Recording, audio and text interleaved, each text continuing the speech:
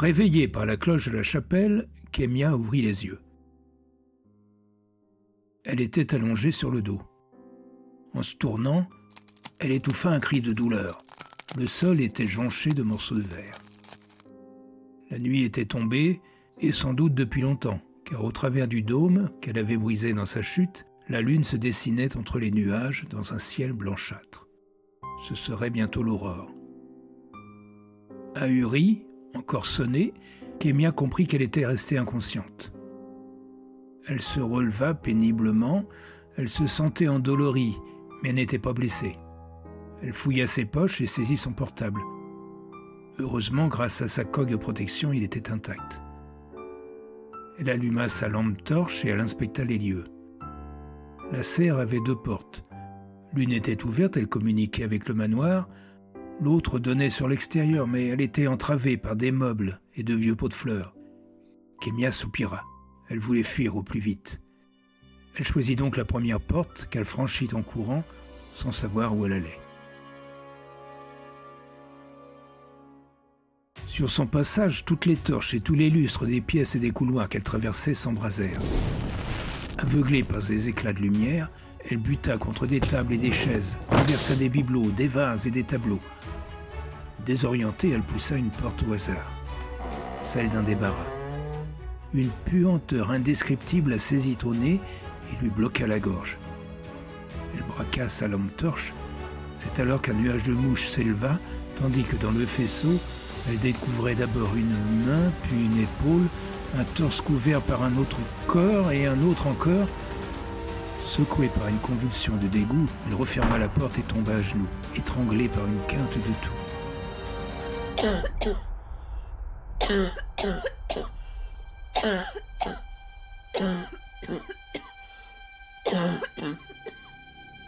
La démarche hasardeuse, ayant retrouvé sa respiration, elle se laissa guider par la lueur d'un feu vers une petite salle à manger. Sur le mur, au-dessus de la cheminée, elle distingua autour d'un blason 2 épées aux pommeaux sertis de dragons entrecroisés. Se hissant sur une chaise, elle prit pied sur la partie supérieure de l'âtre et décrocha celle qui se trouvait à sa main droite. À ce moment, l'homme entra. « Que fais-tu ? Je prends une épée ? Sais-tu au moins t'en servir ? Eh bien, ma famille est réputée dans le maniement des armes, vous seriez surpris. » Elle redescendit, contourna la table, l'épée tendue vers lui, et reculant, elle se plaça dans l'encadrement de la porte. Il s'approcha et ne s'arrêta qu'à 2 centimètres de la pointe.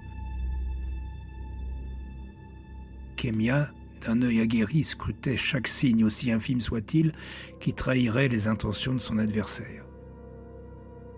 Sa paupière inférieure droite tressauta, aussitôt elle étendit le bras. L'épée transperça le gilet, ensuite la chair, et s'enfonça jusqu'à la garde. À peine l'homme bougea-t-il. Il observa l'endroit où la lame disparaissait dans son corps et redressa la tête, ses canines pointues dévoilées par un mauvais rictus. « Auras-tu compris que cela ne sert à rien ? Je voulais juste vérifier, » assura-t-elle. Elle fit volte-face, l'épée toujours en main, elle s'élança à la recherche d'une meilleure position pour se défendre. Elle crut la trouver en haut du grand escalier, mais là, sur le palier, surgissant de l'ombre, un serpent jaillit et planta ses crochets dans son poignet droit. Elle lui saisit la tête et le rejeta plus bas dans les marches. En un clin d'œil, le corps s'agrandit, gonfla, se coupa en 2. L'homme reprenait forme humaine, un sourire ravi sur son visage parfait. Kémia comprit pourquoi il semblait satisfait. Elle sentait des picotements sur la main qu'il avait mordue, et elle voyait ses veines enflées. Portant la plaie à sa bouche, elle en aspira le poison et le recracha vers l'homme. « Dommage !» le nargua-t-elle. Elle se saisit de la corde qui retenait le lustre et la trancha. Libérée, la suspension se précipita vers le sol, tandis que Kémia, qui faisait contrepoids, était entraînée de l'autre côté du hall, l'épée à la main. Les bougies et les cristaux éclatèrent au milieu de celle. La cire se répandit et des mèches continuèrent de brûler pour former un tapis de chandelles. L'homme, resté appuyé sur la rambarde, jaugea les débris sur le sol, puis il se tourna vers Kémia, encore suspendue par le bras. Et ensuite, elle ne savait pas. Faute d'autre solution, elle se laissa tomber parmi les flammes et les éclats de verre. Certains se fichèrent dans sa jambe, mais insensible à cette douleur, elle se releva, tapant ses vêtements qui risquaient de prendre feu. Quant à l'homme, il s'était assis sur les marches et ne montrait aucune attitude offensive. Elle profita de ce répit pour retirer les fragments qui meurtrissaient sa chair. « Tu n'es pas humaine, dit-il. Ce n'est pas possible. Si. Alors tu es différente des autres, car tu devrais être morte, et ce depuis longtemps. Désolé de contrarier vos projets. » Clopin-clopant, elle retourna dans la grande salle. Une horreur éclatante se jetait à travers les carreaux et projetait sur le sol le même cadre lumineux que la veille. Elle se réfugia à l'intérieur avant que l'homme ne l'attrape. Assise, épuisée, l'épée posée devant elle, elle examina les 2 trous laissés par les crochets. La plaie était rouge. C'était donc ça. Ça quoi? Cracha-t-il. La traînée qu'on voit sur le sol. L'homme tourna autour du cadre de lumière, la rage dans les yeux. Qui ne dit mot consent, marmonna Kémia. Et les corps dans le débarras, c'est vous aussi? Charmante collection, quoique un peu puante. Toujours rien. C'est vous qui avez enlevé tous ces hommes? Et... Oh rien, je m'interrogeais, c'est tout. Pourquoi des hommes? Pourquoi tous blonds? Ce genre de questions, vous voyez? Il se trouve qu'ils sont à mon goût. Ah oui, bien sûr, je comprends. Les goûts et les couleurs, ça ne se discute pas. La sonnerie de son portable mit un terme à ses sarcasmes. Elle s'aperçut qu'il n'était pas dans sa poche, mais qu'il gisait sur le sol, en dehors du cadre.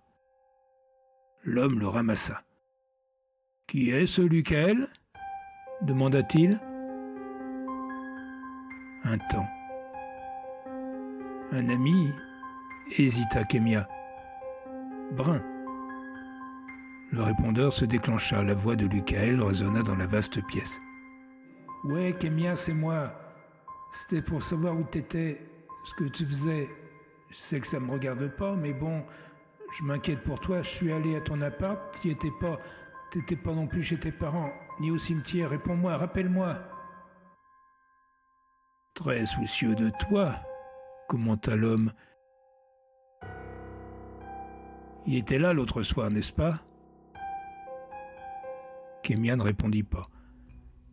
Il pianotait sur le clavier de l'appareil pendant qu'elle l'observait stupéfaite. « Vous savez vous en servir? Crois-tu que je passe tout mon temps ici ?» Elle haussa les épaules, elle se fichait bien de savoir ce qu'il faisait de ses nuits. « Qu'est-ce que vous faites ?»« J'envoie un message à ce cher Lucaël. »« Qui dit quoi ?»« Retrouve-moi au manoir. »« Quoi ?» Elle bondit sur ses pieds, prête à lui sauter dessus, une réaction savourée par son adversaire. « À quel point compte-t-il pour toi, dis-moi » Il lui montra l'écran et le sigle indiquant l'envoi du message. « À quoi vous jouez ?»« L'apprécies-tu suffisamment pour mourir à sa place ?»« Il viendra pas. Il ne veut plus. » tenta Kémia en ultime recours. « Sûr ?» Lucaël rappela. « Kémia, j'espère que tu plaisantes, là. J'en mets pas les pieds là-bas. Donne-moi une bonne raison de revenir. » L'homme se remit à taper, son superbe visage plein de satisfaction. « J'ai des ennuis, il faut que tu viennes. Je suis pas seul, je peux pas répondre. »« Vous êtes un incroyable !» ragea Kémia. Mais l'insulter ne servirait à rien. « Très bien, » se ressaisit-elle. « Je vous propose un jeu. » Elle décela de l'intérêt sur les traits de l'homme. « Je t'écoute. Vous savez manier une épée? » ?»« Oui. »« Un duel, au premier sang. Si je gagne, vous nous laissez partir. Si je perds, moi seul suis fichu. Michael repartira, intact. » L'homme la regardait de ses yeux bleus acier, mais soudain ils prirent une teinte marron. « Quel est ton nom ?»« Kemia McKinsley. » Le visage de l'homme se fendit d'un sourire. « Sans blague. J'accepte. As-tu énoncé toutes tes conditions ?» Cette question était une chance pour Kemia d'avoir l'avantage, d'autant qu'elle n'avait pas pratiqué l'escrime depuis longtemps. « Vous marchez pas au plafond, ni au mur, parce que je pourrais pas vous suivre, et vous n'utilisez que l'épée, et vous vous comportez comme un humain normal. » Un temps. « As-tu fini ?» demanda-t-il. Elle réfléchit un moment avant d'acquiescer. « Alors allons-y. Le temps pour moi de trouver une épée. » « Qu'est-ce qui me dit que vous tiendrez parole, dans un cas ou dans l'autre ?» esqua Kemia en sortant du cadre. « Absolument rien. »